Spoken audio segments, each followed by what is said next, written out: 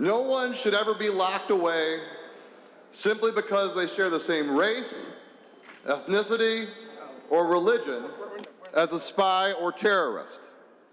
If that principle was not learned from the internment of Japanese Americans, then these are very dangerous times for our democracy. That is a quote by Fred Korematsu. The internment of Japanese Americans is one of the darkest actions in our nation's history, and those who forget our history are doomed to repeat it. This has never been more poignant than what we are experiencing in America today. In just 10 days in office, President Trump has used the power of executive order to fundamentally change the promise of America. He has violated the principles of our founding and attempted to divide this country. America is a nation of immigrants, opening its arms to those who are in search of a better life, escaping tyranny, that long for the freedom to exercise their political and religious beliefs. It is at the core of who we are as a nation.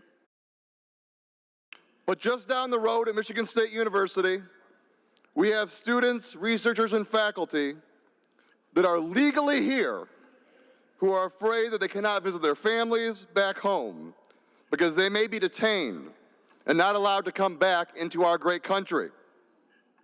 These are good people who came to this country in the hopes of a better life, that are now being told that America does not welcome them. The president's ban on immigrants, specifically targeting Muslims, is categorically un-American, and we have a responsibility to fight against it every step of the way. The tragedies in Syria and Aleppo are heartbreaking and evil. How can we turn our backs on those fleeing tyranny? As a Christian, I believe we should welcome these refugees. We should be giving them safe harbor, and we should be sharing with them the blessings that we enjoy as Americans. Edward Burks once said, "The only thing necessary for the triumph of evil is for good men to do nothing."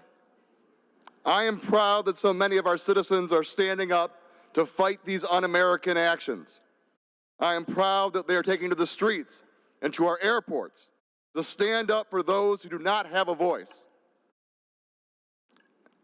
I believe you, my colleagues, are good men and women as well, and that we need to stand up to these actions and reaffirm the great promise of America.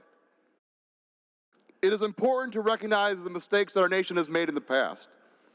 It is easy to recognize those who fought back then, but it is harder to live in his spirit. We have a responsibility to fight in the same spirit as Fred Korematsu today to protect these people. Colleagues, I support this resolution honoring Fred Korematsu, but we would be remiss to forget that his fight for equality and justice is not over and needs to be fought again today. I thank you and ask that my remarks be put in the journal.